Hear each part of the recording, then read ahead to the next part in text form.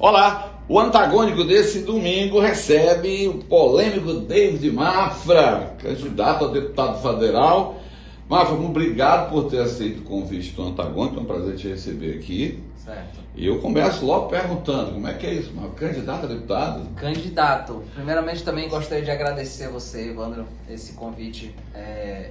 Realmente um prazer, uma honra estar aqui sentado com você, que hoje é uma referência. Muito obrigado. Na questão jornalística aqui do nosso estado, né? Vamos dizer assim, porque, rapaz, é impressionante a repercussão das tuas publicações. Eu mesmo uso, né, nas minhas próprias publicações as tuas publicações, as tuas pautas aí, porque realmente são fabulosas. Parabéns. Que bom, muito obrigado. E sim, estou candidato a deputado, né? Me lancei nesse meio, depois de 2 anos aí falando de política nas minhas redes sociais, fazendo denúncias, que tu bem sabes que eu faço.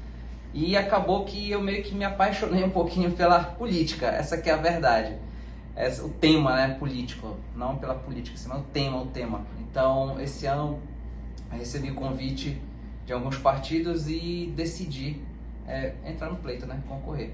Tu estás concorrendo pelo Solidariedade, né? Como é que surgiu? Tu foste convidado, te engajou no momento? Sim, é o momento? Exatamente.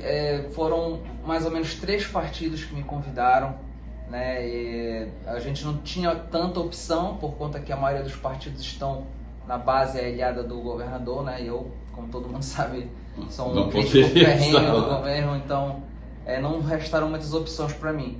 O Solidariedade foi o partido que me deu mais condições de disputar o pleito, né? Apesar de que, após a gente ter entrado, eu ter me filiado lá, a Nacional coligou com Lula, né? Que também é totalmente o oposto do que eu defendo, né? Mafra, me diz uma coisa, você está aí, como sempre a gente faz os convidados daqui, falar um pouco logo nisso, falar um pouco da tua história, né? Tu és paraense? Tu és... Sou paraense, nascido e criado aqui em Belém. Belém do Pará, né? Mas tu já tem uma experiência, tu foste candidato a vereador? Tu tem formatura do PSB, não foi isso? Na verdade, Evandro, há mais ou menos 10 anos atrás, há 2 eleições passadas, eu me lancei candidato a vereador e que bom que eu não fui eleito, porque na época eu não entendia bem de política. Eu me lancei na esteira de popularidade, eu queria, sabe, entrar na política, mas eu realmente não entendia nada. Mas de fato me lancei, acho que há 2 eleições passadas mais ou menos, e cheguei a pegar quase 1000 votos, 900 e alguma coisa de voto e pronto. Foi a minha experiência. Me fala um pouco dessa trajetória, até chegar, tu tens tu gravas os vídeos, são bem polêmicos, tu tens muitos seguidores. Como é que foi? Me fala um pouco dessa transição. Então, de início, olhar para a política e ver esses viés e essa ideia de surgir aí nas redes sociais. Para te falar a verdade, eu comecei a falar de política na pandemia. Até então, eu não falava, não produzia conteúdo nenhum, de nenhuma espécie de política, eu também não entendia praticamente nada. Eu era aquele afegão médio que o Pânico chama, né? Aquele cara que ouve uma notícia aqui, uma notícia ali, mas não entende de forma mais ampla a questão da política, o jogo político. Ali estava pegando papel na ventania, agora está olhando, está seguindo. Exatamente. Então eu comecei ali quando a gente entrou em lockdown lá na Irlanda, eu estava morando em Dublin na época, e lá ninguém sai de casa de fato, lá todo mundo preso dentro de casa. Aí eu parei para me debruçar sobre as coisas do Pará, deixa eu ver o que está acontecendo lá em Belém. Me fala um pouco, é bom a gente contextualizar. Tu estava na Irlanda? Na Irlanda, pois estava na Irlanda. Como é que você foi para lá? Tu saiu, deu um tempo do Pará? Na verdade eu trabalhava já com o meu canal, que é de humor, né, no YouTube. Eu já produzia desde 2012 conteúdo de humor. E eu tinha um contrato com uma agência de intercâmbio, que já me patrocinava, tinha 2 anos mais ou menos. Eu tinha um contrato com eles e num determinado momento eles me convidaram para me mudar para a Irlanda, que era a sede da agência, era em Dublin. E eu aceitei, imagina, uma oportunidade dessa não é todo dia. Que ano era isso? Isso foi em 2017, se eu não me engano, 2018, eu acho. 2017, final de 2017. E aí, quando surgiu esse convite... É bom que tu encara qualquer parada, né? O pessoal convidou para sair daqui do Pará para Irlanda. Na verdade assim, cara, porque acho que todo mundo tem um pouco desse sonho, né? Tipo, de morar no exterior, né? Acho que muita gente tem. E eu sempre fui dessa leva aí, eu sempre tive esse sonho de um dia morar no exterior. E quando surgiu o convite, eu não pensei muito não, Eu tava assim numa situação muito confortável. A agência tinha fechado um contrato, já tinha esse contrato com eles. E lá eles me garantiram assim todo o conforto, a segurança que eu precisava para estar num país. E lá eles falam inglês, né? Lá em Dublin, na Irlanda no caso. E também foi outra coisa que me pesou para eu ir, porque eu queria muito aprender a estudar inglês e ter aquela fluência no inglês. Então foi tudo assim dando certo, se encaixando. Então tu surgiste no mundo digital, subiu na internet com vídeos de humor? Com vídeos de humor. Em 2012 eu abri o canal. Exato. A minha trajetória na internet foi em 2012, eu abri o canal David Mafra Channel no YouTube, que hoje está lá com mais de 1,5 milhão de inscritos e crescendo, mesmo sem eu produzir conteúdo, continua crescendo o número de inscritos. E gravava pegadinhas, né? Pegadinhas mesmo. Eu lembro, eu vi muitos. Pois é. E foram viralizando, né? Cada vídeo que eu publicava viralizava e o canal crescendo. Gravando sempre aqui em Belém? Eu passei boa parte do tempo gravando aqui em Belém, aí 2 ou 3 anos depois que o canal cresceu um pouco, eu comecei a viajar pelo Brasil. Porque em Belém eu já ia gravar, as pessoas já me reconheciam, já não dava mais para gravar. Olha, David Mafra, já sabe, não rolava mais a pegadinha, né? Não já rolava. Sabia que era essa... Aí eu comecei a viajar, fazer as turnês pelo Brasil, cheguei até a viajar para fora, gravei nos Estados Unidos, gravei na Europa, nesse período, sabe? E teve um momento que até em outras cidades do Brasil, porque o meu canal ele é de humor, né? Pega todo o Brasil e em alguns países também eu tenho inscritos de vários países. Então chegou um ponto que em São Paulo, por exemplo, que eu conseguia gravar, que é muita gente, mas outras cidades como o Rio, um pouco menores, o Rio Grande do Sul que eu fui gravar também, a galera bastante me sacava lá, no auge dos vídeos de humor, né? Então, aí foi quando eu decidi ir pra fora do Brasil gravar. Comecei a gravar... Pois é, aí tu foste, a primeira experiência morando fora. Como é que foi essa experiência? Não, aí gravando, fiz as turnês, voltava pra Belém. Aí eu fechei esse contrato com a agência de intercâmbio. Tinha 2 anos de contrato com eles, foi quando eles me convidaram, David, tu não queres vir pra cá, pra Dublin? Aí eu, qual a situação? Eles me fizeram uma proposta muito boa e eu decidi ir. Isso foi em 2017. Chegando lá eu parei de gravar os vídeos de humor porque eu me apaixonei pelo mercado de intercâmbio. Comecei a trabalhar dentro da agência no departamento lá, que era de marketing, lá da Time to Travel. E fiquei lá trabalhando com intercâmbio. Tipo, meio que parei o canal, já tava quase 10 anos gravando toda semana um vídeo novo. É cansativo, tu tem que ter um processo criativo enorme. Tem uma hora assim. Com certeza. É dinâmico o negócio. É dinâmico. E sai pra fazer externo, ou seja, eu dei meio que uma saturada, sabe? Então, engatei nesse trabalho na agência, aí foi quando chegou a pandemia. 2020 chegou a pandemia. Aí, como eu tava te falando, todo mundo dentro de casa, ninguém podia sair. E eu, como eu te falei, peguei de fazer alguma coisa, quero fazer alguma coisa. Era tudo internet, né? Não tinha muita coisa pra se fazer. Aí eu, deixa eu ver o que tá rolando lá no Pará. Foi quando eu peguei aqui o primeiro caso dos respiradores, né? Que aconteceu tudo que aconteceu. Tá, a gente vai fazer um pequeno break, esse assunto é importante, vamos dar esse suspensezinho aqui. A gente retorna daqui a pouco nessa agradável conversa aqui com David Mafra.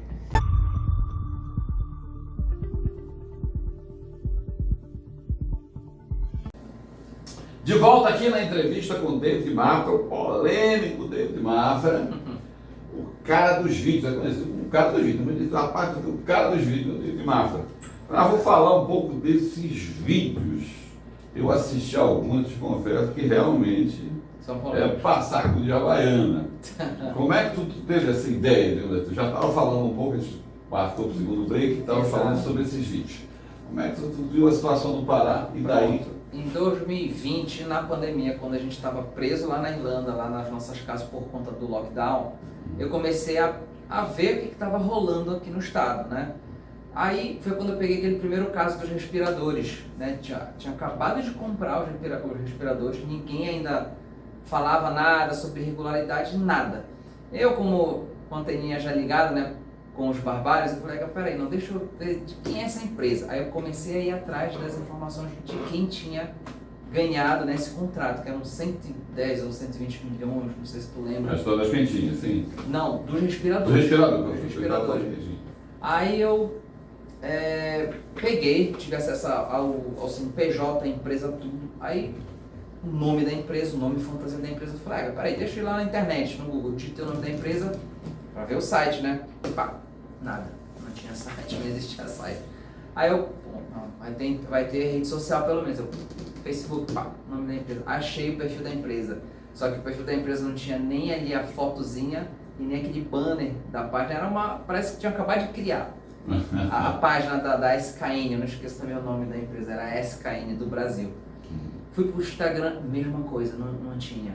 Aí eu peguei e fiz um vídeo, como é que uma empresa que ganha um contrato de 120 milhões, 110 milhões, sei lá, não tem uma rede social, não tem um site. Aí eu peguei, fiz um vídeo assim como tá aqui, liguei o celular, pá, gravei, publiquei. Olha, gente, tô aqui tentando achar as informações dessa empresa aqui na internet que vendeu os respiradores pro governo do estado, mas não achei nada. Mas até então... Era 400 respiradores, eu nem lembro mais do número, mas sei que eram mais de 100 milhões de reais. Eu sei que nessa altura ninguém ainda falava sobre irregularidade, só tinha sido feita a compra. Tava lá, compramos, beleza. Eu, com esse vídeo, foi a primeira, acho que, pessoa naquela época lá a levantar essa suspeita. Qual a repercussão do vídeo? Viralizou esse vídeo, aí o que aconteceu? Uma semana depois, começou a circular nas redes sociais, nos WhatsApps, em grupos de WhatsApp, um vídeo que fizeram acabando comigo e com a minha família. É o modus operandi dele, né? Acaba com a reputação dos críticos. Rapaz, fizeram um vídeo super produzido. Eu não sei se tu chegou a receber na época. Que falavam de mim que eu era fugitivo. A minha mãe respondia mais de 10 processos de corrupção. Meu irmão era fugitivo também e roubava carros. Tipo assim, uma coisa absurda. Absurda, cara. Isso depois do primeiro vídeo. Depois do primeiro vídeo. Porque repercutiu tanto, né? Que a galera começou a cobrar. Como é que iriam no perfil do governador, do governo do estado? Ei, que porra é essa de empresa? Começou aquele burburinho.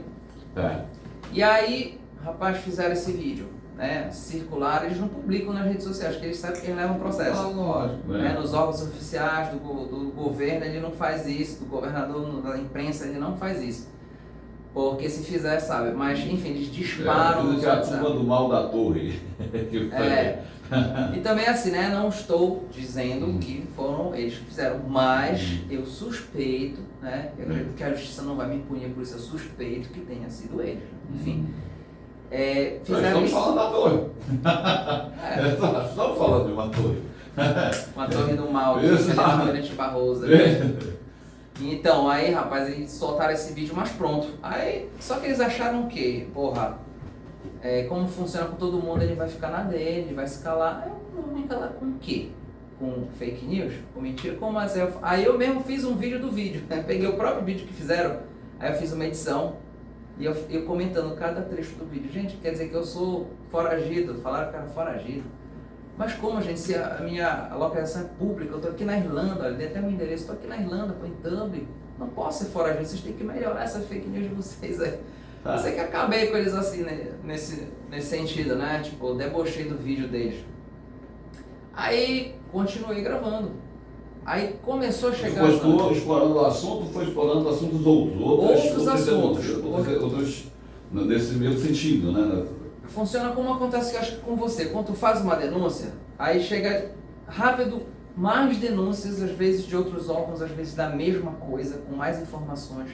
Eu lembro que nessa época chegou, nessa época depois de, acho que 1 ou 2 meses, quando, assim, todo mundo já estava sabendo da situação dos respiradores, já tinha dado a treta, tipo, já estava com problema, aquele negócio de chega, não chega o respirador.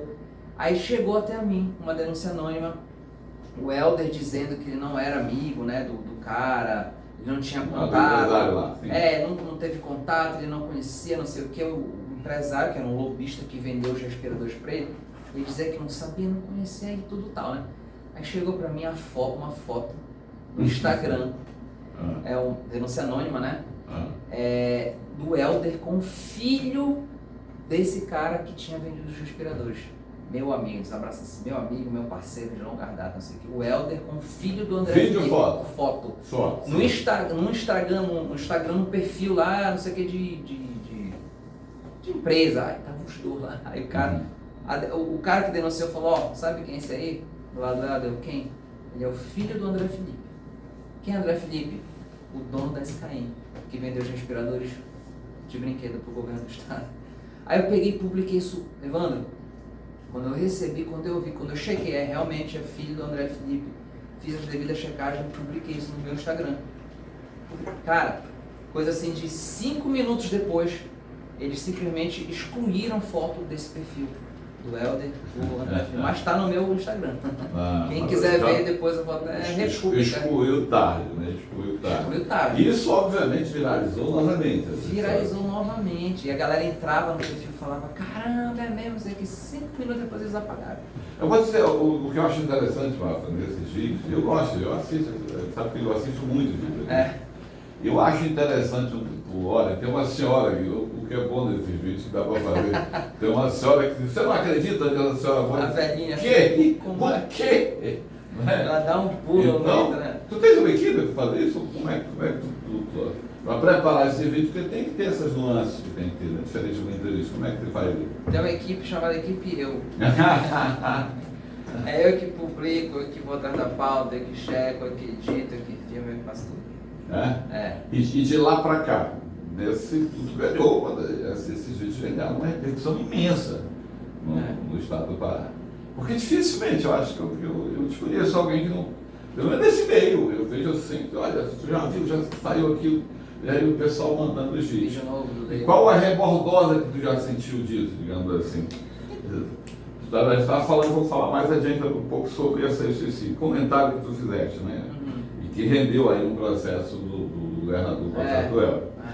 Mas de lá para cá, tu sentiste algum tipo de represália? Sempre tem.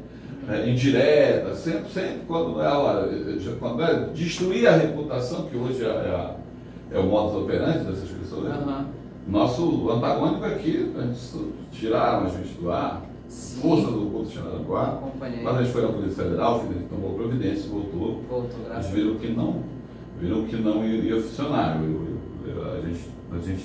A gente se cercou, né? Então, tu sentiu isso? Porque Gravandeiros estando longe, né? Total, senti, sim. Na verdade, assim, né? Como eu estava longe, eles tiveram, assim, muito poucas coisas a fazerem contra mim. Né? Mas, por exemplo, amigos nossos, jornalistas, que você deve também conhecer, como o Eduardo Cunha, tem outro lá sei lá de onde ele é. Ronaldo Brasiliense. De Óbidos, todos sofreram ali busca e apreensão nas suas casas, né? Lembra disso? Então eu com certeza seria um alvo, com certeza absoluta, de uma ação dessa, né? Mas em relação a represálias, assim, além desses vídeos que eles disseminaram nos WhatsApp da vida, que falava de toda a minha família, né? Criando factóides, mentiras aí. Também teve um caso da minha mãe, né? Que estava, tá ainda, acho que tramitando um processo onde ela foi arrolada, um processo de improbidade administrativa que aconteceu no órgão que ela trabalhava, que era o IML. Ela era assessora jurídica lá do IML. O que aconteceu lá?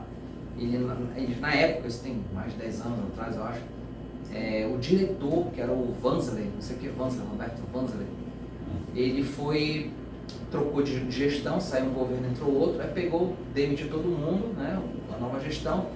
Só que tinha uma rixa política lá que a nova gestão pegou e abriu tipo um processo administrativo e entrou com uma ação de improbidade contra o Vanzler, né, por um aluguel, se não me engano, de ambulâncias ou carro funerário, um negócio assim.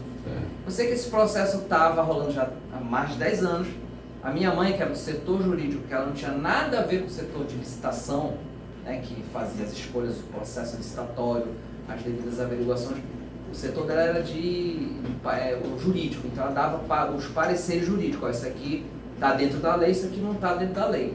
Então a minha mãe, por ela ter assinado, ter dado o parecer jurídico dela, neste processo dessa aluguel, dessas ambulâncias, ela foi arrolada nesse processo. Então, escuta só, este processo estava parado há mais de 10 anos. Estava parado. Processo de improbidade, parado. Rapaz, em 2020, quando eu comecei a fazer esses vídeos, acho que no primeiro ou segundo mês que eu comecei a fazer esses vídeos, este processo não andou e não foram todos condenados, incluindo a minha mãe. Vocês acreditam nisso? É o sistema, né? É o sistema, né, Márcio? Cara, não, é uma coisa assim de louco, de louco. Me fala uma coisa, vocês foi falado agora há pouco, o teu o canal que tu tem, que é o Questiona Brasil, é isso? É um jornal, né? É um jornal. É um jornal. Exato. E lá, vamos falar dessa mais recente, vou falar a polêmica mais recente, essa história do... Você falou sobre, se eleito for, criticou os bandidos, que como seria 99% do governo seriam bandidos. E que o Helder processou por isso. Me fala sobre essa história. Pois é uma história um tanto quanto até engraçada, né? Porque, bom, eu fiz um Twitter, né? Logo quando eu divulguei a minha candidatura, eu vou ler para os seus espectadores entenderem qual foi o Twitter. Tem 7 linhas aqui. Eu escrevi o seguinte: se eu for eleito, os bandidos que compõem o governo do estado, aí eu coloquei entre parênteses, 99%. Ou seja, tinha 1% honesto, né? Combinado. Eu não fechei 100%, então tinha 1% honesto. Vírgula, seus amigos empresários que fazem obras superfaturadas, deputados estaduais comprados e cúmplices de toda a bandalheira vão desejar nunca terem entrado para a política. Não vim pela paz, vim pelo terror. Acabou. Pronto. Não sei. Fecha. Acabou. Ponto final. Não citei o nome do governador. Não citei nome de partido. Só escrevi isso aqui. 99% bandido e deixei 1% honesto, gente. Né? Recebi um processo por isso. Porque ele se sentiu ofendido. Simplesmente ele se colocou no 99% bandido. Não se colocou de 1%? Por quê? Eu fico perguntando por que ele se ofendeu? Ele não é honesto? Ele devia estar, se considerado 1% honesto, pô. Aí eu sei que ele me processou, perdeu em primeira instância e recorreu.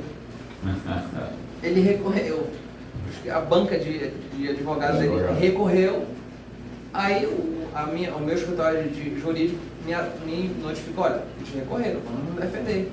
Não acredito. Beleza, vamos. Aí e o pedido era o quê? Para eles fizessem a Eles exclusão? queriam que eu retirasse a publicação. O modus operandi, né? E que eu ainda pagasse multa. Complicado, né? Aí eu sei que perderam em segunda instância, aí no recurso, perderam.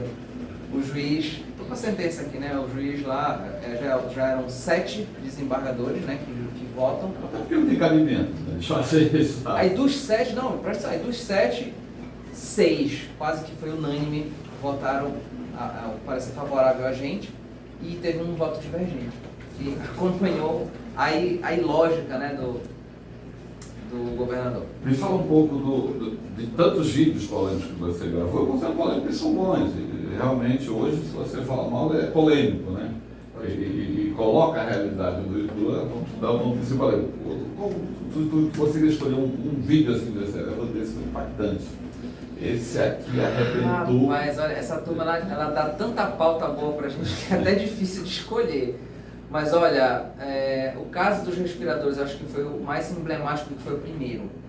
Né? Quando ninguém se falava em irregularidade, nada, nenhuma imprensa, nenhum jornalista, porque ninguém, acho que passou na cabeça na época. Eu, como eu te falei, né, como eu já tenho uma anteninha ligada para o nome Barbalho, peraí, não tem treta aqui nessa história. Eu fui lá atrás e descobri que realmente não era uma empresa meio que de fachada. Né? Não tinha um site, não tinha rede social, não tinha know-how nenhum, tanto que se descobriu depois que os respiradores eram inservíveis, né? Não serviram para nada, infelizmente.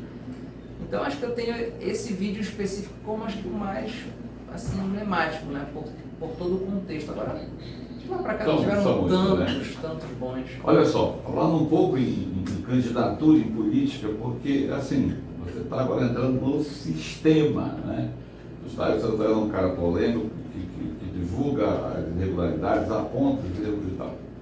Agora você é candidato a deputado federal, né? E a gente ouve muito isso, eu falo para quase todos os convidados que vêm aqui, se fala muito dessa campanha milionária que está ocorrendo no estado do Pará. É uma campanha sui generis, eu acho que é a campanha mais cara que se tem notícia aqui no Pará. Eu tenho escutado, tenho ouvido de candidato que diz assim: olha, que eu quero trabalhando comigo. O cara diz, não, eu já trabalho, não, eu cubro. Ele não pergunta quanto é que é. Então, é uma campanha realmente.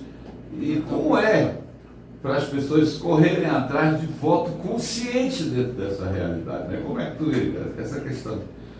Hoje a política vira um negócio, né?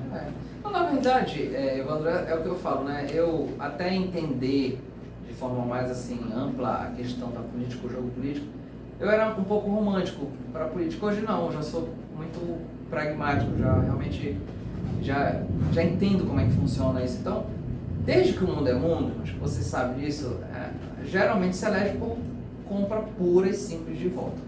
Os candidatos, eles separam 1 milhão, 2 milhões, 3, 4, 5, 6, quanto eles conseguem roubar durante o mandato para chegar no dia da eleição fazer a famosa boca de urna. As pessoas não têm assim uma percepção real de que isso acontece, mas isso acontece. Vai piorando a cada eleição, né? Vai piorando e aprimorando a cada eleição. Né? A coisa só piora. Com essas leis hoje que a gente tem aí de combate à corrupção, que são quase pró-corrupção, esses caras eles se sentem cada vez mais confortáveis para estar fazendo isso, né? Então, eu te digo com toda assim, franqueza, eu estou em contato com vários candidatos. Obviamente não seria aqui a pessoa a chegar e ficar falando isso ou aquilo. Mas eu tenho informações assim, tipo, fidedignas de alguns candidatos que estão separando assim alguns milhões para gastar nas campanhas. Isso aí a justiça que deu o jeito dela de ir atrás e averiguar. Mas eu te digo com toda segurança, assim, tem muito candidato, a grande maioria dos candidatos, eles se elegem assim, fazendo compra. Aí entra essa tua pergunta, como a gente vai no voto de opinião, né? Como buscar? Só tem um caminho, a internet, que é onde eu estou. É onde você tenta a conscientização, é isso? Comecei lá em 2020, né, fazendo esse trabalho de forma espontânea aí, falando dessas coisas que eu comecei a pesquisar, né, de denúncia e tudo mais que chegava para mim. E como eu te falei no início da entrevista, fui pegando gosto pelo tema político e hoje eu recebo muito apoio orgânico, assim, como eu estava falando também com vocês antes, de vários municípios, assim, eu tenho recebido mensagens, assim, dezenas de mensagens por dia, desde quando eu anunciei a minha candidatura, de pessoas com esse discurso: David, estou trabalhando para você aqui na minha cidade. David, estamos multiplicando voto. Venha, toda a minha família aqui, nossos amigos vão votar em você. Todo dia são 10, 20, 30 mensagens. Então isso está me animando muito, apesar do meu partido ser uma porcaria, né? Vamos dizer assim. Então, é isso. O único caminho que a gente tem para tentar entrar fora do natural, que é a compra de voto, é a internet tentando convencer o maior número de pessoas possíveis ali, né? Com certeza. A gente retorna daqui a pouco para esse último bloco dessa entrevista com o David Mafra, candidato a deputado federal pelo Solidariedade.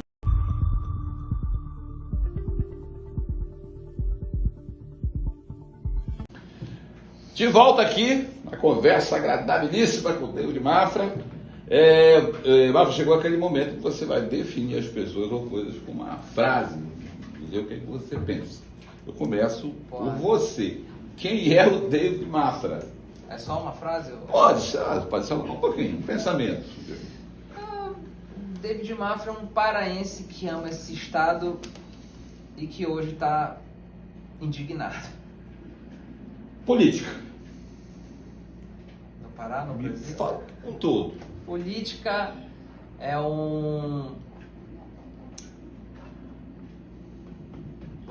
vamos dizer assim,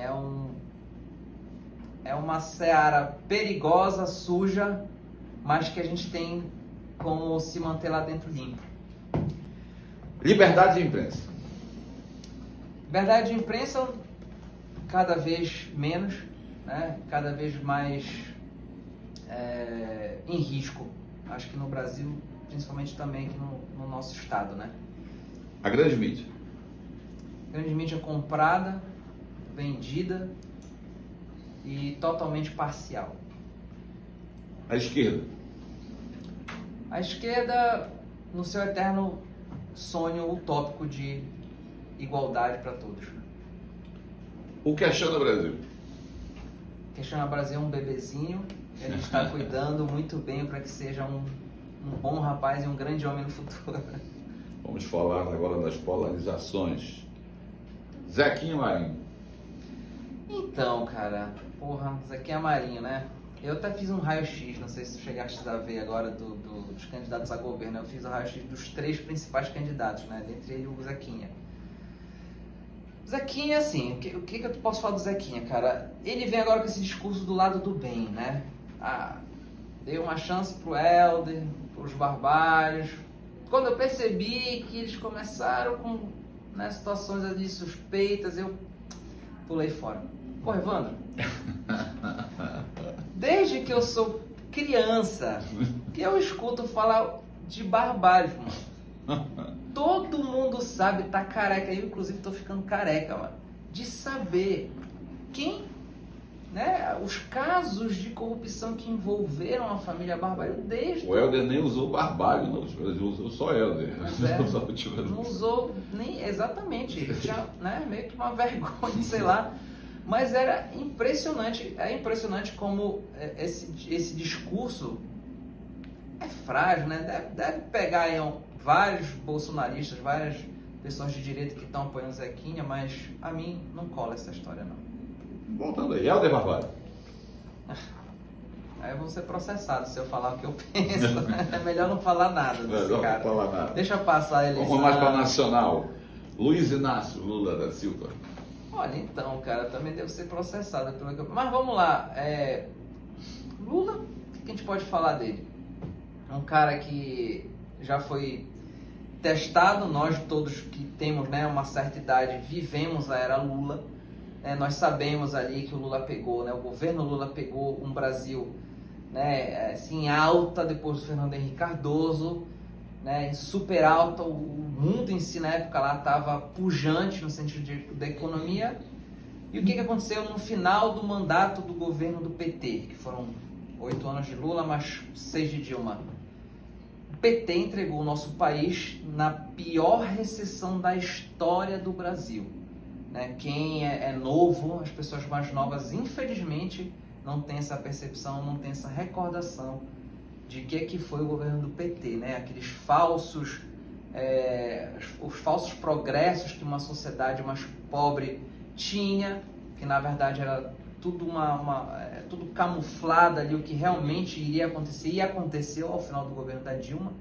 Acho que você lembra disso, o Brasil estava mergulhado numa das piores recessões, na pior recessão da sua história, ou seja, é isso, é um cara que já foi, um governo que já foi testado, já entregou o Brasil em frangalhos, que agora quer voltar de novo. Como diz o Alckmin, para a cena do crime.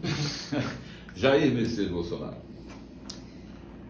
Jair Messias Bolsonaro é um cara franco, né? Um político que tem os seus erros de passado. Eu acredito que o Bolsonaro cometeu alguns deslizes no passado, não só ele como os filhos, né? Mas que é hoje um cara franco demais, que essa franqueza dele toca em muitas pessoas, vamos dizer assim, um tanto quanto sensíveis para algumas coisas que se fala ou que se diz, né, mas que infelizmente não tem a mesma sensibilidade para o que o governo do PT fez, né?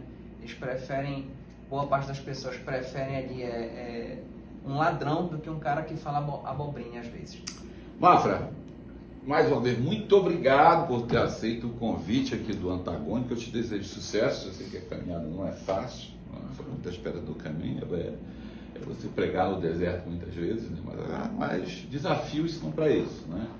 Então, eu quero aqui dizer que nós estamos aqui de portas abertas, volte quando quiser, e é hora de pedir o voto. Eu queria deixar você falar agora com os nossos amigos as suas considerações finais. Pois é, gente, nós estamos aqui, eu te agradeço mais uma vez, tá, pelo convite, realmente estou muito honrado de estar te conhecendo, tua família, teu trabalho, vocês são realmente pessoas que têm luz pelo trabalho que vocês fazem, né, de estar levando a comunicação que ninguém faz, a comunicação que ninguém, né, ousa fazer, você faz de forma brilhante, então parabéns por isso. E ao seu público, como acho que alguns de vocês me conhecem, eu estou aí há 2 anos fazendo esse trabalho parecido com o meu amigo aqui, né, o Evandro, de denúncia, levando informação que realmente não chega na grande imprensa. E hoje, depois desse tempo todo aí gravando esses vídeos de denúncia, decidi tentar entrar no ninho dos ratos, como eu falo, né, na política. E que todos vocês avaliem aí o meu nome, tem outros candidatos aí também muito bons, com esse mesmo aspecto político que eu tenho, e que vocês façam uma boa escolha na hora de... Qual é o número, Márcio? Qual é o número do candidato?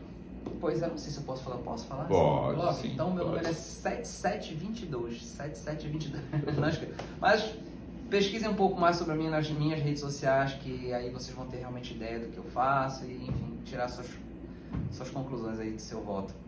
Obrigado, Evandro.